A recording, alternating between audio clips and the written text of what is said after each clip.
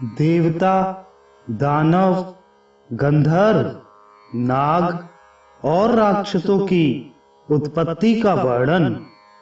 भीष्म जी ने कहा, गुरुदेव, देवताओं, दानवों, गंधर्वों, नागों और राक्षसों की उत्पत्ति का आप विस्तार के साथ वर्णन कीजिए।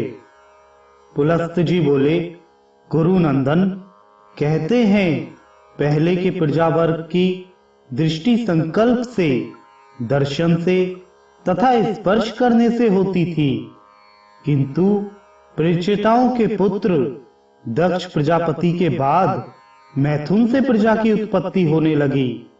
दक्ष ने आदि में जिस प्रकार प्रजा की सृष्टि की, उसका वर्णन सुनो। जब वे देवता, ऋषि और नागों की सृष्टि करने लगे, किंतु प्रजा की वृद्धि नहीं हुई, तब उन्होंने मैथुन के द्वारा अपनी पत्नी वीरणी के गर्भ से 60 कन्याओं को जन्म दिया।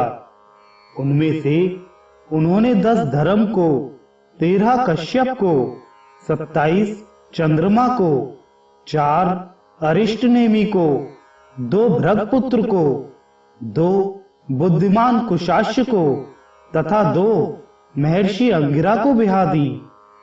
वे सब देवताओं की जननी हुई। उनके वंश विस्तार का आरंभ से ही वर्णन करता हूं, सुनो। अरुंधति, वसु, जामी, लंबा, भानु, मरुत्वती, संकल्पा, मुहूर्ता, साध्या और विश्वा, ये 10 धर्म की पत्नियां बताई गई हैं। इनके पुत्रों के नाम सुनो। विश्वा के गर्भ से विश्वदेव उत्पन्न हुए। साध्या ने साध्य नामक देवताओं को जन्म दिया।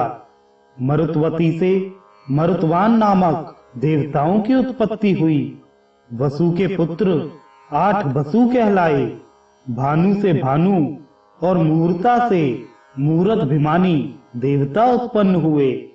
लंबा से घोष, जामी से नागवीथी नाम की कन्या तथा अरुंधति के गर्भ से पृथ्वी पर होने वाले समस्त प्राणी उत्पन्न हुए। संकल्पा से संकल्पों का जन्म हुआ। अब वसु की सृष्टि का वर्णन सुनो। जो देवगण अत्यंत प्रकाशमान और संपूर्ण दिशाओं में व्यापक हैं, वे वसु कहलाते हैं। उनके नाम सुनो। आप, ध्रुव, सोम, धर, अनिल, अनल, प्रत्यूष और प्रभास, ये 8 वसु हैं। आपके 4 पुत्र हैं, शांत, वैतंड, सांब और मुनि बभ्रु। ये सब यज्ञ रक्षा के अधिकारी हैं। ध्रुव के पुत्र काल और सोम के पुत्र वर्चा हुए। धर के 2 पुत्र हुए, द्रविण और हव्यवाह।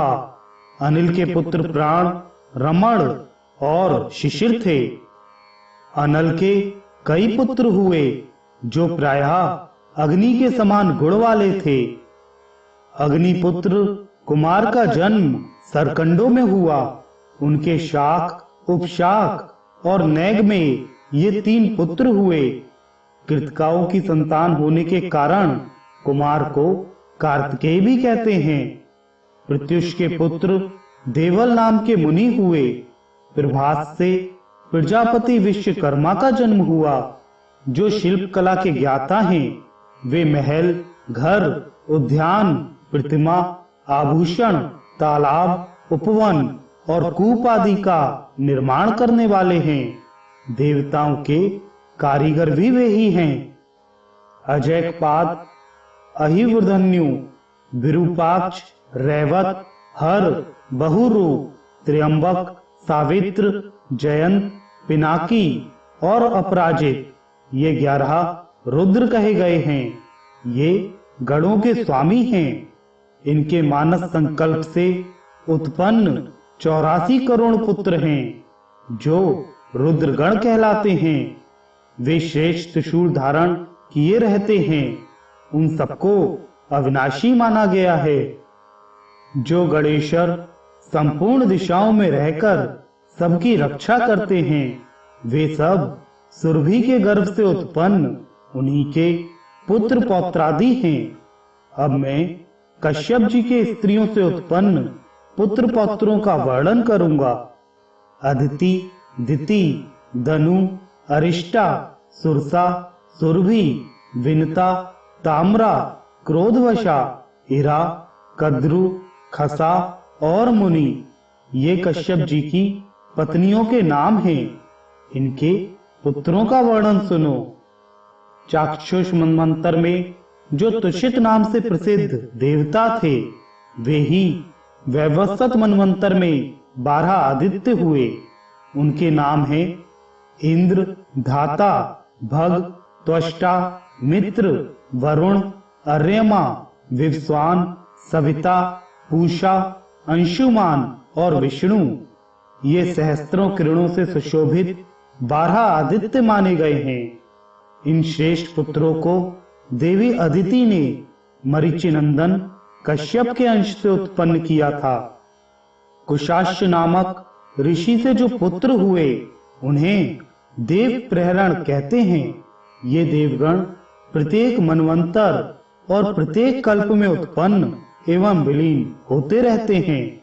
भीष्म, हमारे सुनने में आया है कि दिति ने कश्यप जी से 2 पुत्र प्राप्त किए, जिनके नाम थे हिरण्यकश्यपु और हिरण्याक्ष। हिरण्यकश्यपु से 4 पुत्र उत्पन्न हुए, प्रहलाद, अनुराध, संहाद और हिराद।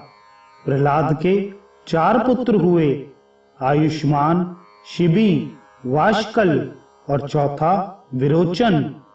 विरोचन की बलि नामक पुत्र की प्राप्ति हुई। बलि के 100 पुत्र हुए, उनमें बाण जेठा था। गुणों में भी वह सबसे बड़ा चढ़ा था। बाण के 1000 बाहें थीं तथा वह सब प्रकार के अस्त्र चलाने की कला में भी पूरा प्रवीण था। त्रिशूलधारी भगवान शंकर उसकी तपस्या से संतुष्ट होकर उसके नगर में निवास करते थे। बाणासुर को महाकाल की पदवी तथा साक्षात पिनाकपाणी भगवान शिव की समानता प्राप्त हुई। वह महादेव जी का सहचर हुआ। हिरण्याक्ष के उलूक, शकुनी, भूत संतापन और महाभीम ये 4 पुत्र थे। इनसे 27 करोड़ पुत्र पौत्रों का विस्तार हुआ। वे सभी महाबली, अनेक रूपधारी तथा अत्यंत तेजस्वी थे। धनु ने कश्यप जी से 100 पुत्र प्राप्त किए। वे सभी वरदान पाकर उन्मत्त थे। उनमें सबसे ज्येष्ठ और अधिक बलवान विप्रचित था।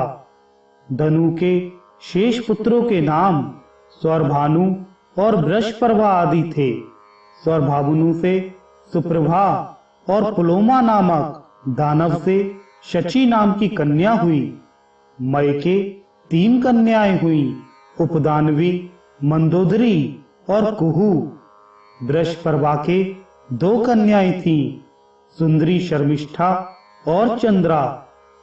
वैश्यानर के भी 2 पुत्रियां थीं, पुलोमा और कालका। ये दोनों ही बड़ी शक्तिशाली तथा अधिक संतानों की जननी हुई। इन दोनों से 60,000 दानवों की उत्पत्ति हुई। पुलोमा के पुत्र पौलोम और कालका के कालखंग या कालके कहलाए।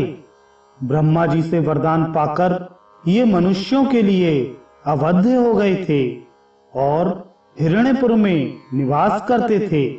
फिर भी ये अर्जुन के हाथ से मारे गए। विप्रचित्त ने सिंहिका के गर्भ से एक भयंकर पुत्र को जन्म दिया, जो राहु के नाम से प्रसिद्ध था। हिरण्यकश्यप की बहन सिंहिका के कुल 13 पुत्र थे, जिनके नाम कंस, शंख, नल, वातपी, इलवल, नमुची, खसम, अंजन, नरक, कालनाग, परमाणु, कल्पवीर तथा धनुवंश विवर्धन हुआ। सहलाद दैत्य के वंश में निवातक बच्चों का जन्म हुआ। वे गंधर्व, नाग, राक्षस एवं संपूर्ण प्राणियों के लिए अवध्य थे, परंतु वीरवर अर्जुन ने संग्राम भूमि में उन्हें भी बलपूर्वक मार डाला। ताम्रा ने कश्यप जी के वीर से 6 कन्याओं को जन्म दिया, जिनके नाम हैं शुकी, श्येनी, भासी, सुगंधी, ग्रंथि और शुचि। शुकी ने शुक और उल्लू नाम वाले पक्षियों को उत्पन्न किया। श्येनी ने श्यनो तथा भासी ने कुरर नामक पक्षियों को जन्म दिया। ग्रधि से ग्रध और सुग्रधि से कबूतर उत्पन्न हुए तथा शुचि ने हंस, सारस, कारंड एवं पल्व नाम के पक्षियों को जन्म दिया। यह ताम्रा के वंश का वर्णन हुआ। अब विनता की संतानों का वर्णन सुनो। पक्षियों में श्रेष्ठ गरुण और अरुण विनता के पुत्र हैं तथा उनके एक सौदामिनी नाम की कन्या भी है, जो यह आकाश में चमकती दिखाई देती है। अरुण के 2 पुत्र हुए, संपाति और जटायु। संपाति के पुत्रों का नाम बभ्रू और शीघ्रग है। इनमें शीघ्रग विख्यात है। जटायु के भी 2 पुत्र हुए, कर्णिकार और शतगामी। वे दोनों ही प्रसिद्ध थे। इन पक्षियों के असंख्य पुत्र पौत्र हुए। सुरसा के गर्भ से 1000 सर्पों की उत्पत्ति हुई तथा उत्तम व्रत का पालन करने वाली कद्रू ने 1000 मस्तक वाले एक सहस्त्र नाग को पुत्र के रूप में प्राप्त किया। उनमें 26 नाग प्रधान एवं विख्यात हैं। शेष, वासुकी, करकोटक, शंख, ऐरावत, कंबल, धनंजय, महानील, पद्म, अश्वतर, तक्षक, ऐलापत्र, महापद्म, धृतराष्ट्र, बलाहक, शंखपाल, महाशंख, पुष्पदंत, सुभावन, शंकरोमा, नहुष, रमण, पाणिनि, कपिल, दुर्मुख तथा पतंजलि मुख। इन सबके पुत्र पौत्रों की संख्या का अंत नहीं है। इनमें से अधिकांश नाग पूर्व काल में राजा जन्मेजय के यज्ञ मंडप में जला दिए गए थे। क्रोधवशा ने अपने ही नाम के क्रोधवश संज्ञक राक्षस समूह को उत्पन्न किया। उनकी बड़ी बड़ी दाढ़ें थीं। उनमें से 10 लाख क्रोधवश भीमसेन के हाथ से मारे गए। सुरभि ने कश्यप जी के अंश से रुद्रगण, गाय, भैंस तथा सुंदरी स्त्रियों को जन्म दिया। मुनि से मुनियों का समुदाय तथा अप्सराएं प्रकट हुई। अरिष्टा ने बहुत से किन्नरों और गंधर्वों को जन्म दिया। इरा से तृण, वृक्ष, लताएं और झाड़ियां, इन सबकी उत्पत्ति हुई।